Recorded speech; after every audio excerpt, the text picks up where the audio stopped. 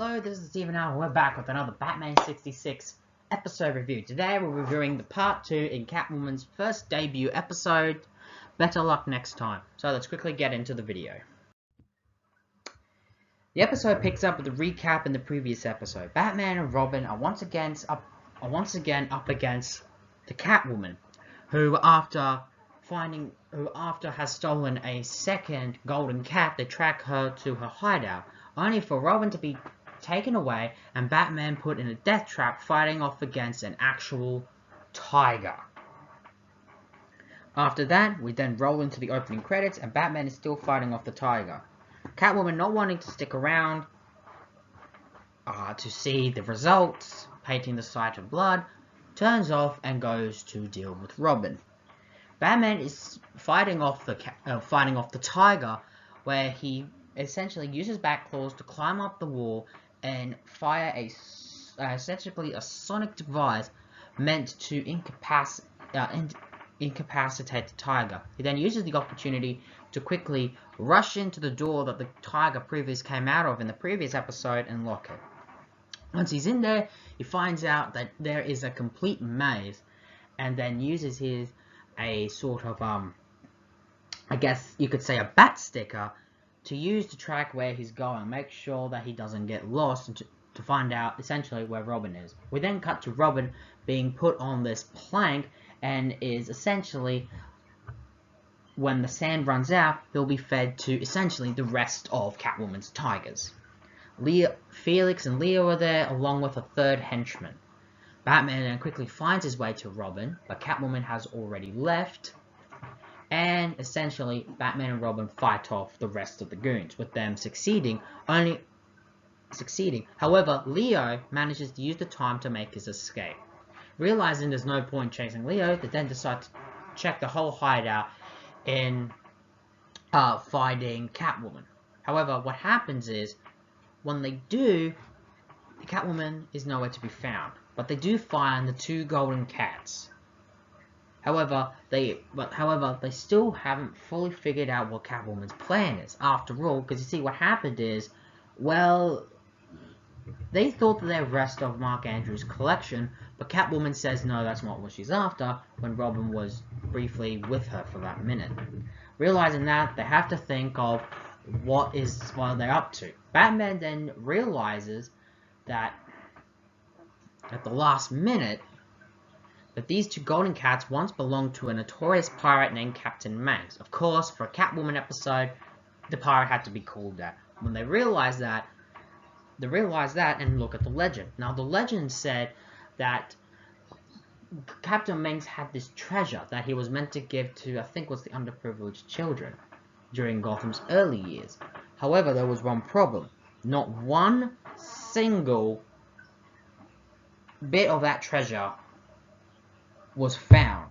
Realizing that, the Catwoman must use these two cats to find the treasure. But how? They then find on the cats that there is these markings which lead to a location to where it is. Realizing that Catwoman must have stumbled onto this and realized where it is, but they still but even though they realize what he's up to, they still haven't figured out where Catwoman is. We then cut to a scene where Catwoman is waiting for essentially the rest of her gang, only to find out that only Leo showed up, Felix is not there, and she no longer has the golden cats in her possession.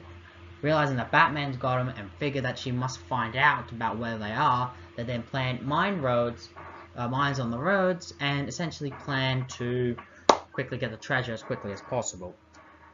We then cut back to Batman, who still hasn't figured out where she is.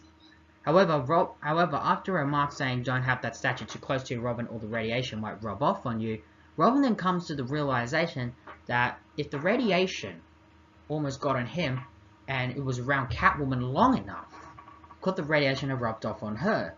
Realizing that, they then use the tracker only for it to go berserk because of the two cats are just as close to the radar. So they put it in the left compartment in the Batmobile and then follow it, leading them to an obscure road outside of Gotham. But just before they left, they then put on the bat armor and drive all the way out. And just as this is happening, Catwoman and Leo have found the treasure and plan to quickly take it, steal it. But they quickly put it in a sack. But Leo makes a remark that there'll be plenty for the two of them to share. And then Catwoman says, yeah, just the two of us, hinting that something's not gonna end well. Just as Batman and Robin make their way on the road, they are ambushed by several mines. Even though, because of the armor they are protected, it bursts out the tires. But of course, Batman has an auto repair system to reinflate the tires. Of course he does. Anyway, as soon as that, they quickly drive and find the cars and find a set of footprints heading into a cave. Batman and Robin follow the footprints. We then cut to the scene in the cave with Leo and Catwoman. Just as Leo has finally filled up the sack with the last of the jewels, wondering what his end of the cut's gonna be, Catwoman knocks him out with gas inside her whip, and he falls unconscious. And she says it's never enough for two. Clearly greed getting the better of her. And just as she's about to leave, Batman and Robin stumble in, and she runs for it, with Batman and Robin chasing after her. Throughout the cave, it's a really nice chase, and a really cool set of that, of the cave sequence. But she gets to this gap and attempts to jump. But when she does, she ends up stuck on, I guess, a little bit of a cliff. I can't really explain what it is, but basically, she jumps and there's this hole. Batman tells her to drop the jewels and catch the bat rope, but her greed is not letting her. And instead, she falls to her apparent death with the jewels in hand. And even though we don't see her death, it is implied of what's happened. Even though Batman believes that she's hit the bottom. They then walk away, realizing when Robin asks him why didn't she drop the bag, and saying that greed overpowers our best emotions. Robin questions could she possibly still be alive. But Batman says, well, cats do have 9 lives. There is a possibility. The final scene is then cut to at Wayne Manor with Bruce and Dick playing chess, and turns out Catwoman's cat has been essentially adopted by the Waynes, the Waynes to be their sort of pet, and Aunt Harriet is mad at it as it's eaten the lobster that they had for dinner. There's of course a little funny scene, and the episode ends there. We're saying that next week's episode, the Penguin will return. For me, I do like how at the end of the episode, the conversation between Bruce Wayne and Bruce Wayne, Dick, slash Batman and Robin at the end, not just about how Catwoman's supposed death or possibly surviving, but about the greed of best emotions. I always like just that type of dialogue, and the same at Wayne Manor when they are Bruce Wayne and Dick Grayson about the cat coming from a broken home. And at the last bit with Alfred and Aunt Harriet, it's just a hoot and a real laugh. And Commissioner Gordon, Chief O'Hara being the usual, is what you expect. I said it before and I'll say it again. Julie Newmar is Catwoman. Her performance in this two-parter is absolutely fantastic. And it's just really, and for me, she just looks the part. Not only do we, in the two-parter, she's introduced as this woman, a confident female villainess who hates Batman for locking her up. She is a cat burglar, so she usually has these crimes that really gives her a huge payday. But it's also shown that before she kills Batman, she has this cat and mouse game with him. And that's something I've always liked in the early episodes. No real sexual tension or even love-hate relationship with Batman isn't present in this two-parter. And that, like I said, that thing doesn't occur until season 2. Another thing also like is how greedy she is. How she essentially double-crosses her last henchman to get the jewels. And that ultimately leads to her undoing and her supposed fall to her apparent death. Something like the Riddler. you know, with that, you know, her supposedly possibly dead and maybe possibly still be alive. That's what I really like about it.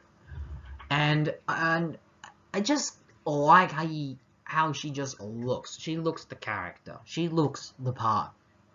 And this is her only appearance in season 1. She will be back in season 2, but those episodes are a long way away.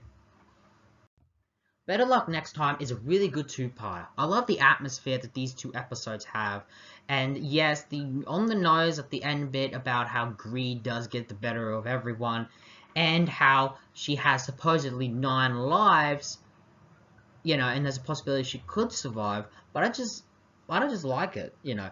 And yeah, you could point out Batman would have saved her. She could have easily thrown down the rope when she was falling and it would have caught her, or he just could have jumped and quickly gotten her to safety. But then again, but if he did that, then that final just wouldn't, you know, just wouldn't have worked. I also like how, you know, Robin is frantic when he falls into the abyss, screaming for her name. I just like the atmosphere. These 2 episodes for me have a great atmosphere. They have some innuendos you could slightly pick up on, and for me, Julie Newmar owns the role and is, for many people, one of their favorite villains on the show, and she's definitely one of mine. And this is a person who doesn't usually view Catwoman as a villain in more modern comics, more anti-hero. So that's why when I did my top 10 videos a while back, I don't think I put Catwoman in my top 10, but that's just because I viewed Catwoman not as a villain, but more of an anti-hero. The same in Gotham. With that version of Catwoman, or at least Selina, I viewed her as more of an anti-hero, not a proper villainess. That's why she never really appeared in my top 10. But it is refreshing to see Catwoman as a proper villain, and she excels in the role, and I can't wait to see more episodes with her. And that's it. Better Luck Next Time. A really good, solid ending to Catwoman's debut episode, and for me, everything just gets better with her character from here. So tune in next time as we review another 2-parter with the Penguin returning as our villain for the episodes. So until then, same Steven time, same Steven channel, and so long for now.